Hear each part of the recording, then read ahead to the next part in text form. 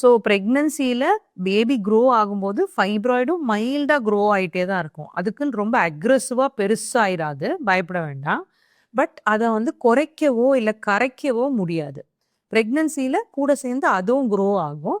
During delivery again நம்ம எந்த சுச்சுவேஷனில் ஒரு எந்த லொக்கேஷனில் இந்த ஃபைப்ராய்டு இருக்குது உங்கள் யூட்ரஸுங்கிறத பொறுத்து உங்கள் கைனகாலஜிஸ்ட் வந்து உங்கள் மோட் ஆஃப் டெலிவரி பிளான் பண்ணுவாங்க. வஜைனல் டெலிவரி பண்ணவே முடியாதுன்னு கிடையாது. வஜைனல் டெலிவரி பிளான் பண்ணலாம். சிசேரியன் பண்ணும்போது கூட அது ஒரு ஹிண்டரன்ஸாக இருக்கலாம். So the correct decision will be taken by your gynaecologist. So do not fear fibroids in pregnancy. If it is there, then you have to take it through the pregnancy. ஆனால் during delivery அதை நம்ம வந்து remove பண்ணுறது, அதாவது vaginal டெலிவரினா remove பண்ணுறது ரொம்ப கஷ்டம்.